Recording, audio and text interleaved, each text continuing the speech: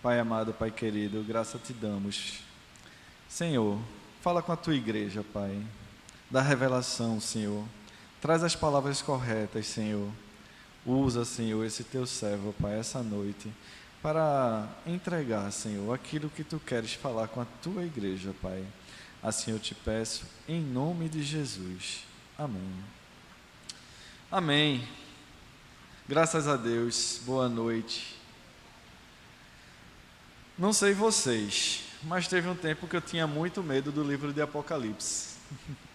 Principalmente quando eu fazia parte da Igreja Católica. O pessoal falava muito que era um livro de revelações dolorosas para a igreja, né? Parecia para mim um filme de terror, o livro de Apocalipse, na verdade.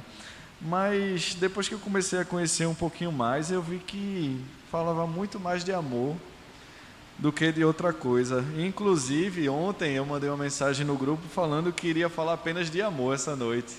E assim eu quero fazer, na verdade.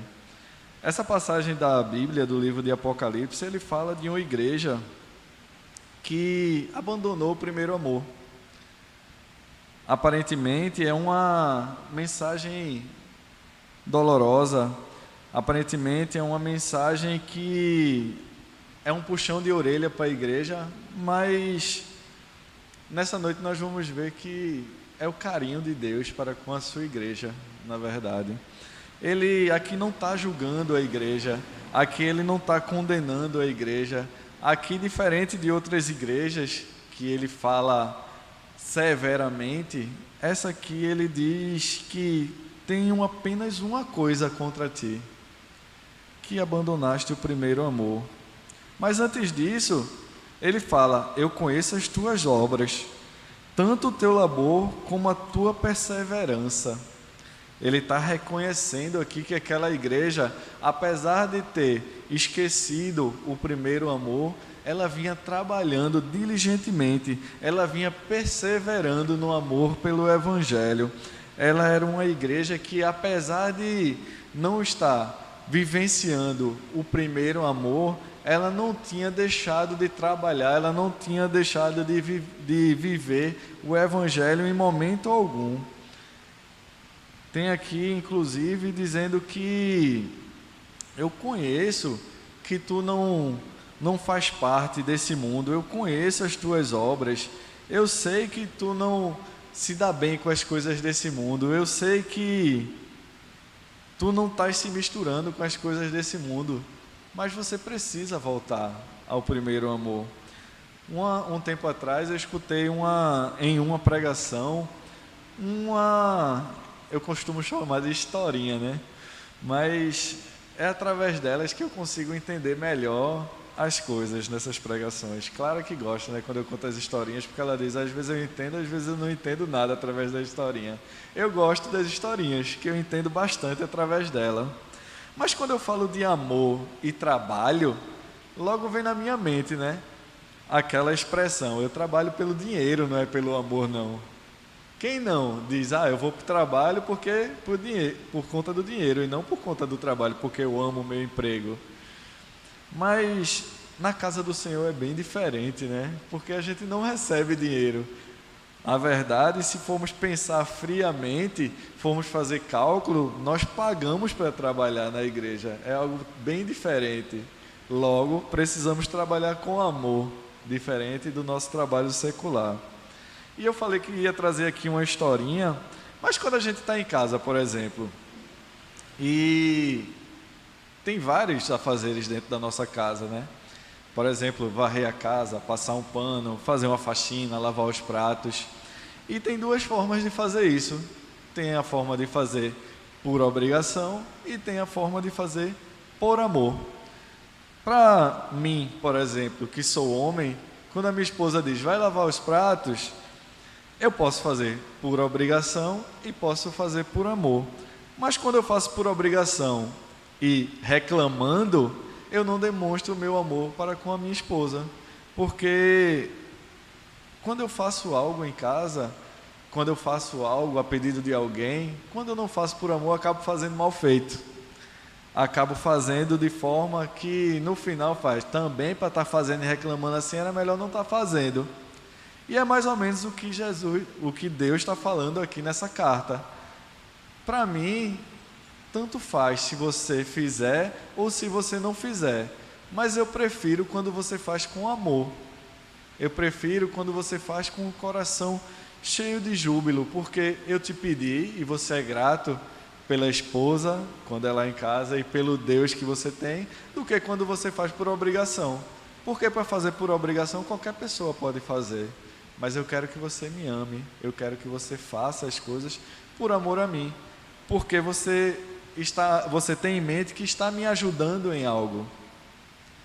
Porque se eu não fizer em casa, se você não fizer por mim, sou eu que vou ter que fazer. Da mesma forma, Deus fala a essa igreja: eu quero que você faça, eu gosto muito que você está fazendo as coisas por mim, mas eu prefiro quando você faz por amor. Porque se não for fazer por amor, é melhor que eu mande outra pessoa fazer. Porque a obra de Deus, ela nunca vai parar.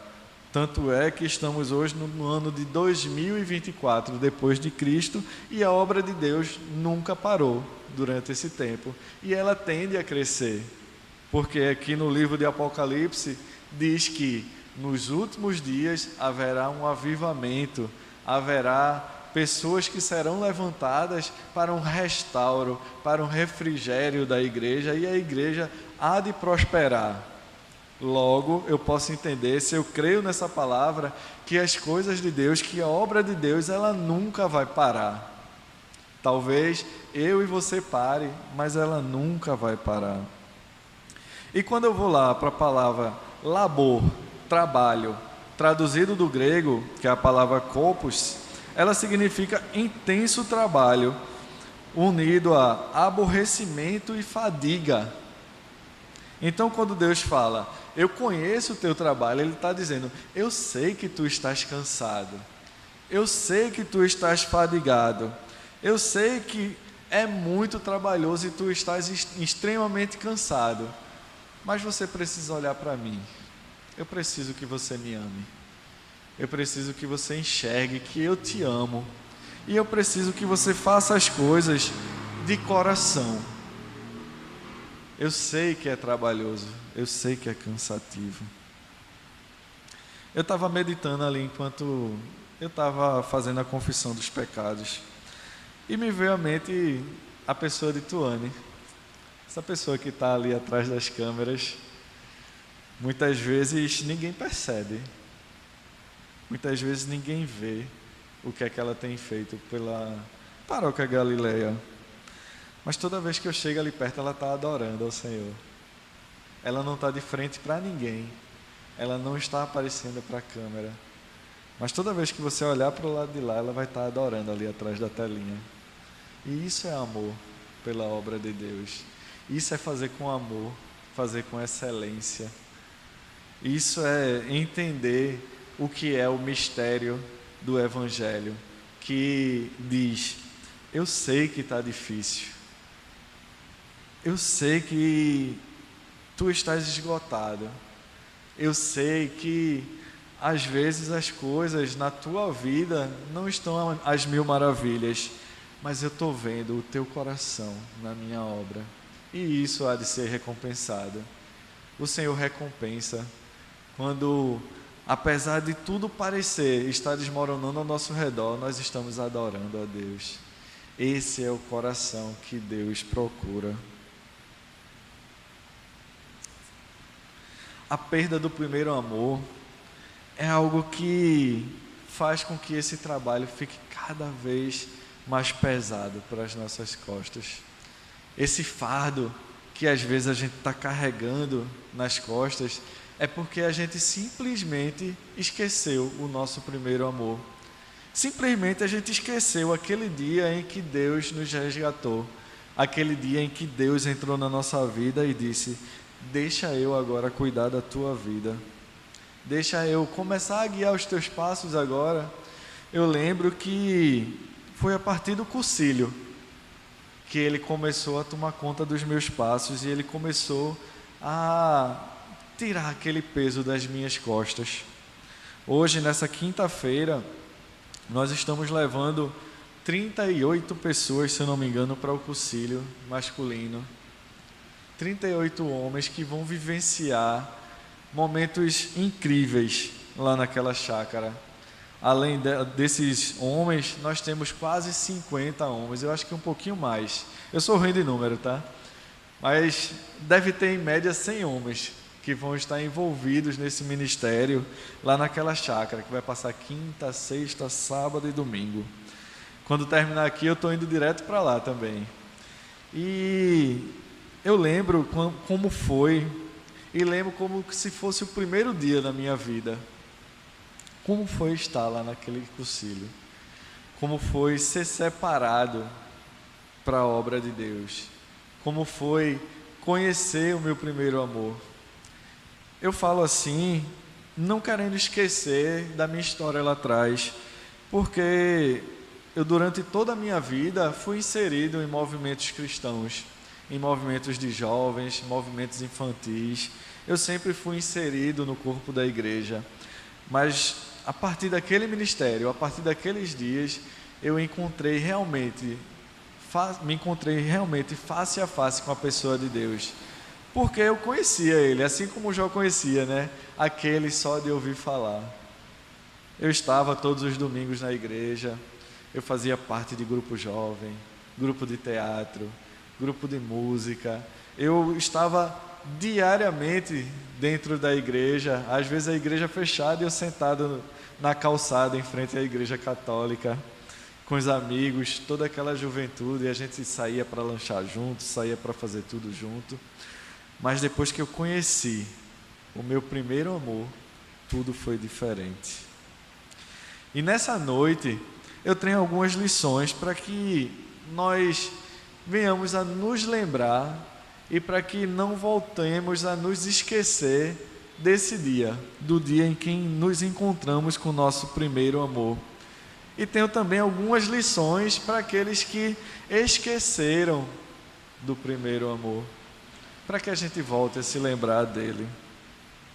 Baseado nesse texto e nessa introdução, eu tenho uma pergunta: por que é que nós perdemos o nosso primeiro amor? Por que é que muitas pessoas estão dentro da igreja trabalhando arduamente, às vezes de domingo a domingo, porque existem alguns grupos na igreja que não param. Existem pessoas dentro da igreja que trabalham de domingo a domingo, de ministério em ministério, mas às vezes sem amor.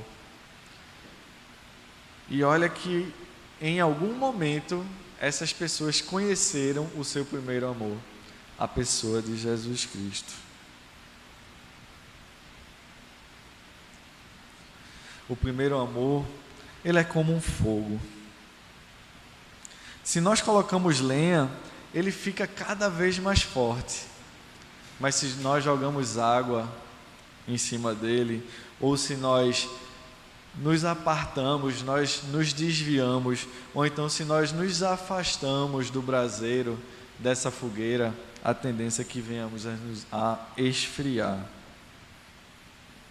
Mas o que é que vem a fazer com que esse fogo venha a esfriar? Eu trouxe aqui 4 motivos, 4 coisas que tendem a nos fazer esquecer o nosso primeiro amor. 4 coisas que recaem sobre nossa vida, que faz com que nós venhamos a nos esquecer daquele amor, daquele momento inesquecível de quando nós conhecemos a Deus. E o primeiro é o convívio com o pecado.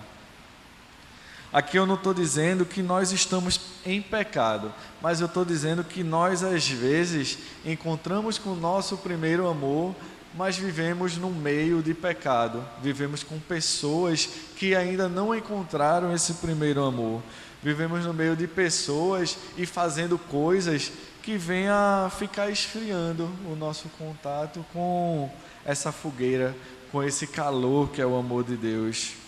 O convívio com o pecado é o que às vezes faz com que nós venhamos a esfriar. Lá em Mateus 24:12 diz: Jesus está... Opa, peraí. Mateus fala: é por se multiplicar a maldade, o amor se esfriará de quase todos. Tantas vezes no meio do mundo só há maldade, e essa maldade vem por esfriar. No quarto dia, a gente fala lá no concílio que o amor de muitos esfriará, porque nós estamos num ambiente santo lá, estamos num ambiente em que a gente acorda respirando o Evangelho e nós dormimos respirando o Evangelho. Todos os que já passaram por isso sabem, e graças a Deus todos os que estão aqui já passaram por isso, e eu posso falar.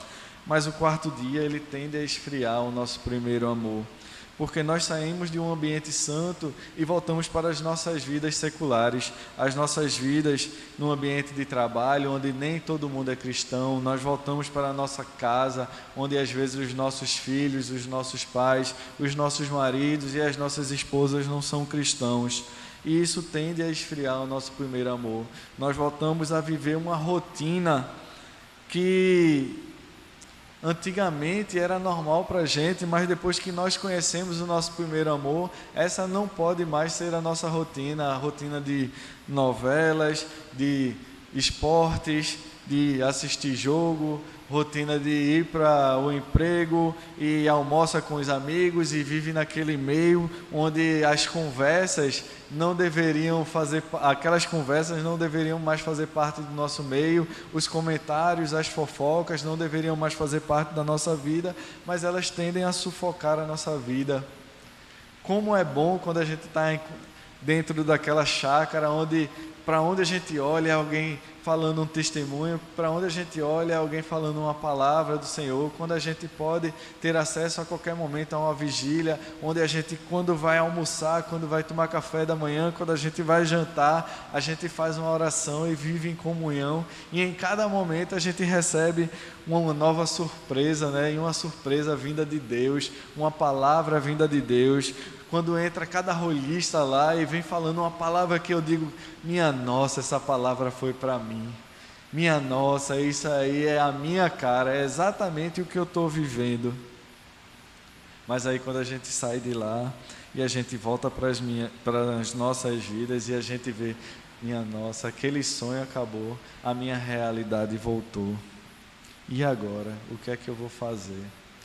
No meu cursilho, quando eu voltei do meu cursilho, não foi diferente não, tá? Eu entrei lá cheio de pecado, e quando eu saí de lá, eu ainda estava cheio de pecado. E eu costumo dizer que o meu retorno do cursilho, o domingo ainda, foi o melhor dia da minha vida, mas também foi o pior dia da minha vida, porque eu saí de lá crente de tudo que eu precisaria deixar de fazer e tudo aquilo que eu precisaria abandonar e confessar para que eu começasse a ter uma vida de santidade e para que eu deixasse de fazer parte do convívio com o pecado. Clara lembra, com certeza, porque feridas saram, né? Mas a cicatriz fica. Quando eu voltei do cursilho, eu sentei naquela cama, na minha cama lá, e nós passamos uma noite em claro, eu confessando tudo que eu tinha feito de errado para ela. Tudo que eu estava fazendo ainda, que não agradava a Deus, eu precisei contar a ela. Eu lembro que eu coloquei o CD do cursilho, que a gente recebe lá com alguns louvores, e comecei a contar a ela tudo que eu tinha feito de errado. E naquele momento eu pude tirar o fardo pesado das minhas costas. O ruim foi que eu tive que jogar nas costas dela, antes de Deus tirar o fardo das nossas vidas. Mas naquele momento eu tive a oportunidade e utilizei essa oportunidade para fechar algumas brechas que existiam na minha vida. Naquele momento eu também tomei algumas decisões na minha vida. Uma foi de não mais mentir, outra foi de não mais beber.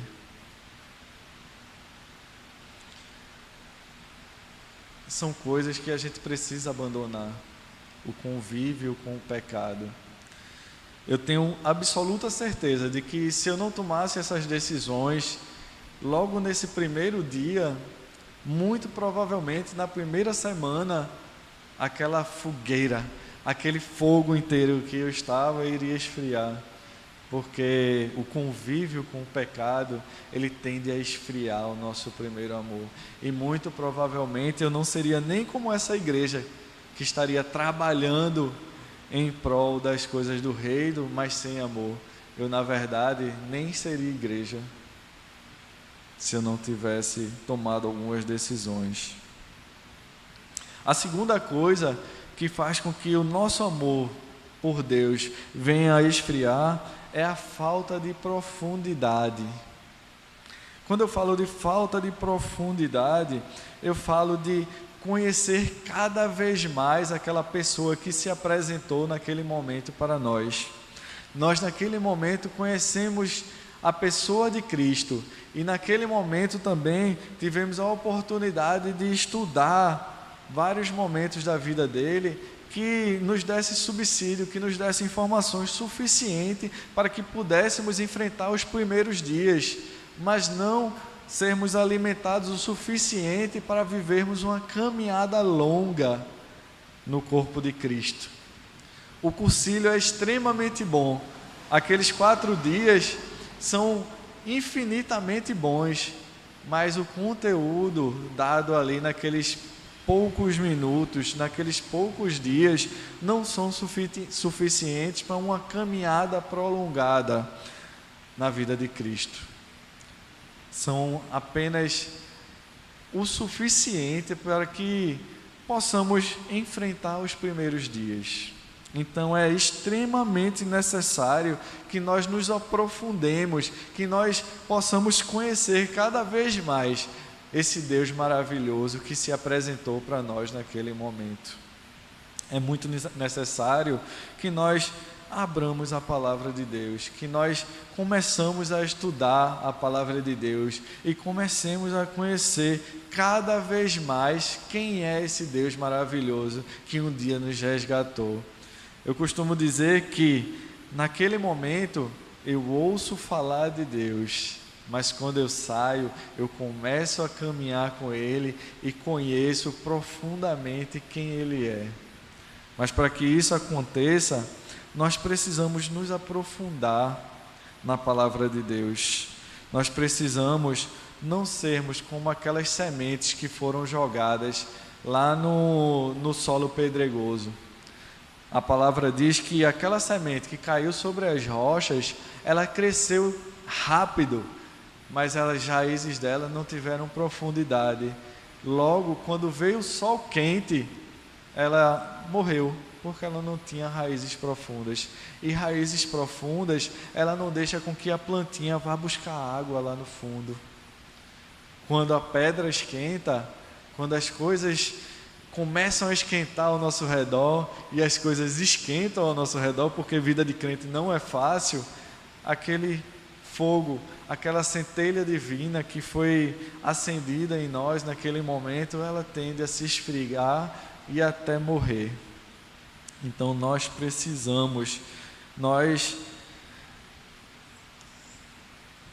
temos que correr sem parar atrás de alimentos sólidos, através de um alimento que possa fazer com que as nossas raízes se aprofundem cada vez mais, para que tenhamos força para suportar os momentos difíceis.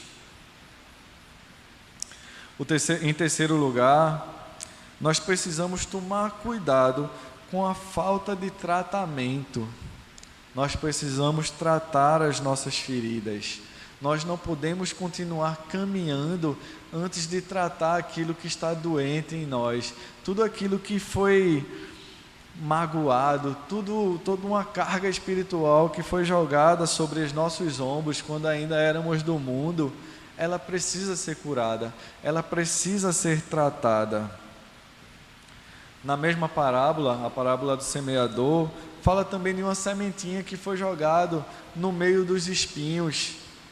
E os espinhos começaram a furar aquela plantinha quando ela começou a se desenvolver. Toda vez que quanto mais ela crescia, mais ela era furada pelos espinhos. E assim é a nossa vida. Às vezes nós tentamos fazer uma caminhada cristã, mas as nossas feridas começam a nos furar. Muita gente costuma dizer, né, na crendice popular mesmo, que o inimigo vai nos envergonhar. E acontece isso, mas muitas vezes não da forma que a gente imagina. Muitas vezes as pessoas acham que você vai estar passando no meio da rua e alguém vai ser acometido de um espírito maligno e o espírito vai dizer: você é um pecador, eu sei o que é que você faz dentro de casa. Não é bem assim não. Muitas vezes é aqui dentro da nossa mente. Quando nós vamos dar um abraço nos nossos filhos e a nossa mente fala, né? Quem és tu para estar abraçando o teu filho? Um pecador. Quantas vezes tu não batesse nele? Quantas vezes tu não espancasse o teu filho, inclusive? Quantas pessoas por aí já não abusaram dos seus próprios filhos? E quando ela vai dar um abraço no seu filho, vem à mente: tu não és digno de ter uma família, tu não és digno de ter um filho. Quantas coisas nós não falamos contra as nossas esposas, contra os nossos familiares e amigos, e quando nós vamos dar um abraço neles, vem à nossa mente: tu não és digno. Quantas vezes tu não magoasse esses que estão ao teu redor? Nós precisamos aceitar o perdão de Deus. Nós precisamos crer que o sacrifício de Deus lá na cruz foi suficiente para curar essas feridas. Feridas essas que tendem a nos sufocar, tendem a matar a plantinha quando ela é plantada perto de espinhos. Nós precisamos crer que o amor de Cristo nos curou, que Cristo nos livrou de todo pecado e todo mal. Enquanto eu estava fazendo a confissão dos pecados essa noite, eu estava pensando também: Senhor, quantas vezes eu não deixo de fazer a Tua obra, Senhor, porque a minha mente não deixa. E quantas vezes eu não faço para satisfazer a minha carne. E isso tem nos afastado tanto da presença de Deus, do amor de Cristo, porque nós ainda nos sentimos culpados pelas coisas. E nós precisamos ser curados, porque nós fomos escolhidos, nós fomos já lavados. Nós hoje já estamos justificados. Não quer dizer que nós deixamos de ser pecadores, mas isso quer dizer que nós temos um Cristo, aquele que é o nosso advogado fiel, que vai dizer: ele é pecador, mas eu conheço o coração dele, ele não quer mais ser assim. Eu me coloco na frente dele, porque eu já comprei toda a dívida dele. Eu conheço o coração dele.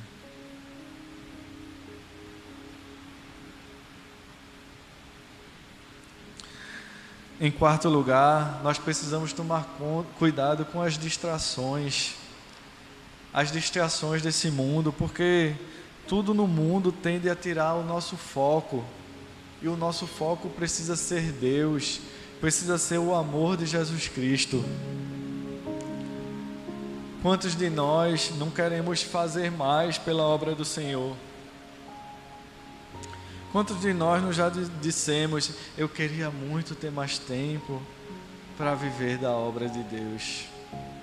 Eu sou um desses que vivo dizendo ao Senhor: Senhor, me dá mais tempo, Senhor, para fazer a obra. Mas quando nós temos tempo, nós não fazemos a obra. Nós queremos tempo para a gente. Eu faço: poxa, eu mereço ter um descanso. Isso não quer dizer que nós não precisamos desse tempo para nós mesmos também. Nós também precisamos descansar. Eu estou querendo falar aqui da necessidade de nós darmos tempo apenas para as coisas desse mundo. Quantas vezes nós não estamos desempregados e nós pensamos: Senhor, me dá um emprego, Senhor, para ter como fazer a Tua obra, Senhor, porque eu não tenho às vezes como me deslocar, eu não tenho recursos financeiros para fazer a Tua obra, Senhor. Aí o Senhor vai dar um emprego a gente, e a gente aí passa a não ter mais tempo para Deus, porque o nosso emprego está tomando o nosso tempo totalmente, e nós não conseguimos mais ter contato com as coisas do reino, porque nós só temos tempo para o nosso emprego. Nós precisamos aprender a viver o momento, porque a palavra diz que há tempo para tudo. Há tempo para trabalhar, há tempo para descansar, há tempo para crescer, há tempo para desenvolver, há tempo para tudo. Há tempo para chorar, há tempo para sorrir.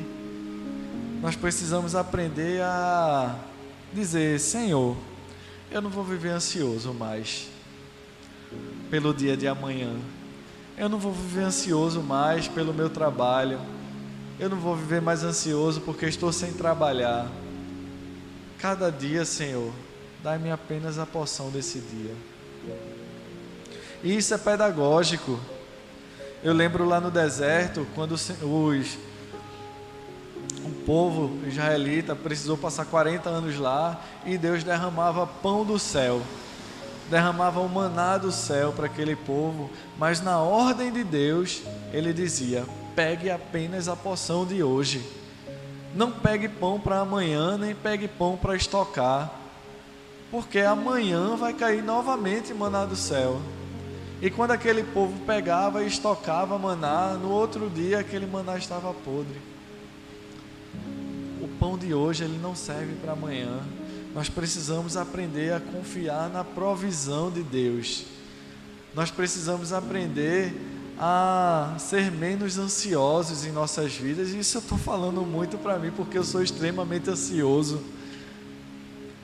Eu não consigo dormir às vezes, porque eu estou pensando no dia de amanhã, e muitas vezes eu durmo hoje já pensando na próxima semana, o que é que eu tenho para fazer.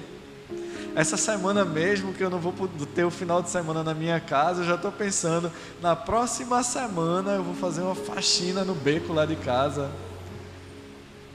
Nós somos tão ansiosos, nós somos criaturas ansiosas.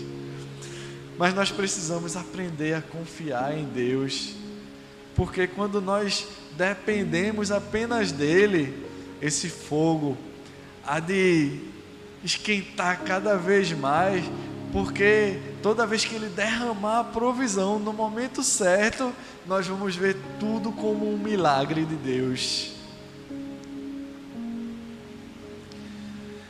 Eu lembro daqueles 3 jovens que foram para a fornalha lá de fogo, onde o rei da Babilônia disse: bote fogo lá na fornalha, 7 vezes mais quente, porque eu vou jogar esse povo aí, porque eles dizem que o Deus dele é que é o Deus mais forte. Coloque fogo lá. E conta a história que as pessoas que aqueceram a fornalha nem entraram dela, mas morreram queimados por causa do calor que existia do lado de fora. Mas aqueles 3 jovens criam tanto na provisão divina, eles estavam tão crentes de que Deus ia fazer um milagre quando eles entrassem naquela fornalha, que o milagre aconteceu. Aí eu começo a pensar, mas por que eles não se queimaram? E é óbvio, eles estavam tão mais quentes do que aquela fornalha, que aquele fogo não tinha como queimar eles, mas eles é que queimaram a fornalha. Enquanto a fornalha estava 7 vezes mais quente, eles estavam infinitamente vezes mais quentes do que a fornalha. Porque o amor de Deus, o amor do Pai era tão latente na vida deles, que eles eram muito mais quentes do que aquela fornalha. E esse fogo foi suficiente para dizer àquele povo da Babilônia: meu Deus, eu coloquei 3 homens dentro daquela fornalha, e eu estou vendo 4 lá, e um é como de um ser celestial. Além dos 3 que eu coloquei lá, existe um ser celestial, e nenhum dos 4 se queimam, porque eles são mais quentes do que a fornalha que eu tenho. Graças a Deus, glória a Deus, porque o Deus de Israel esse sim é um Deus acima de todos os outros deuses. E a partir de agora, toda a Babilônia irá cultuar esse Deus de Israel, porque grande é a obra dele sobre a vida desses três. Assim precisa ser a igreja. Ela precisa ter dependência das coisas de Deus. Ela precisa se lembrar quem foi aquele que resgatou ele, quem foi o primeiro amor dele, para que eles venham a estar quentes na presença do Pai. E esse próprio versículo aqui de Apocalipse, ele já tem os 3 passos que precisamos nos lembrar caso nós tenhamos esfriado na presença de Deus. Apocalipse 2:5 diz: lembra-te, pois, de onde caíste, arrepende-te e volta à prática das primeiras obras, e se não, venho a ti e moverei do seu lugar o teu candeeiro, caso não te arrependerás. A primeira coisa que ele diz é: lembra-te das primeiras obras. Depois ele diz: te arrepende. E depois ele diz: volta a praticar aquelas obras. Se nós estamos no meio dessas pessoas que estão vivenciando um esfriamento nas nossas vidas, nós precisamos nos lembrar do nosso primeiro amor. Lá em Jeremias, capítulo 3, versículo 21, diz: quero trazer à memória o que me pode dar esperança. Para todos aqueles que perderam a esperança na provisão divina, nós precisamos nos lembrar como foi aqueles primeiros dias. Deus falava comigo a todo momento. Eu fazia uma oração e na mesma hora vinha a resposta. Eu pedi a Deus: Deus, trabalha nisso na minha vida. Quando veio, Ele já estava trabalhando. A resposta vinha rápido. Muitas vezes eu nem falava, eu pensava, quando veio, acontecia. A gente precisa restaurar essas lembranças. Como foi para você quando você conheceu a Cristo? Como foi aqueles primeiros dias? Volte a lembrar. O segundo passo é se arrepender. Eu preciso me arrepender, porque é pecado o esfriamento. Se eu estou frio, eu estou em pecado. Porque o Senhor diz: seja quente ou frio, mas morno não. E quando Ele está dizendo seja frio, Ele não está dizendo para eu ser frio na obra. Ele está dizendo para eu ser extremos. Ele está me dizendo: olha, eu quero que você seja extremos. Ou você seja uma coisa ou outra, mas não fique em cima do muro não. Porque em cima do muro é o lugar dos pecadores. É o lugar de quem não tem Deus. Não seja morno, porque se você for morno, melhor é eu vomitar você. Seja ou quente ou frio, mas morno para mim eu não quero. Seja extremos. Seja enérgico. Arrepende, porque tu estás em pecado quando tu estás morno, quando tu estás fazendo as coisas só por fazer, estás fazendo sem amor a mim.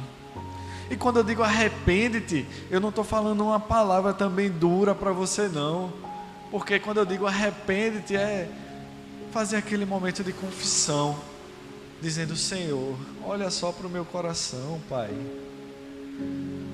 Não olha porque eu estou fazendo não, Senhor, porque se tu olhar porque eu estou fazendo, Senhor, tu vai ver que não existe amor, Pai. Olha para o meu desejo, Senhor, porque assim como o apóstolo Paulo, eu digo: aquilo que eu desejo fazer eu não consigo, mas aquilo que eu não quero fazer eu faço. Essa foi a oração de Paulo. Olha que revelação maravilhosa. Paulo não estava dizendo aqui que não estava em pecado não, ele estava dizendo: eu sou pecador, eu sou inclusive o maior dos pecadores. Senhor. Então não olha, Pai, o que é que eu estou fazendo não, mas olha o meu desejo, Senhor, de fazer as coisas com o coração na obra. Não pare de fazer a obra dele porque você está sem amor, não. Continue fazendo a obra dele, mas dizendo: Senhor, o meu desejo, Senhor, olha ele, Senhor. Porque te amar, Senhor, eu ainda não sei, porque sou criança na fé, Pai. Eu ainda estou no momento de leitinho, Senhor. Eu ainda estou iniciando a leitura, Senhor. Eu ainda estou iniciando o desenvolvimento das minhas raízes, Senhor. Eu sou tão novinho na fé, Pai. Não olha isso não, Senhor. Olha apenas o meu desejo, Senhor. Porque o Pai, Ele não está olhando para você nesse momento agora, não. Ele não trabalha no Cronos, não. Ele não trabalha na hora agora, não. Ele não trabalha olhando para agora, não. Ele trabalha fora de tempo. Enquanto você ainda é pecador aqui, Ele já está olhando você salvo lá na frente. Enquanto eu estava ainda conhecendo Ele, Ele já estava dizendo: tu vai ser pastor. Ele não olha os nossos pecados, não. Os olhos dele estão lá na frente. Ele nos olha através da fé, porque Ele já sabe como vai ser o final das nossas vidas. E o final das nossas vidas vai ser lá no céu. Graças a Deus, quando Ele nos salva, Ele não olha quem é santo, não. Ele salva os pecadores. E na palavra diz que todo aquele que nele crê será salvo. Então basta você dizer: eu creio, Senhor, que Ele não vai estar olhando os teus pecados, não. Ele vai estar olhando para você, olhando o desejo do seu coração, que é de ser salvo. E o amor vai chegar.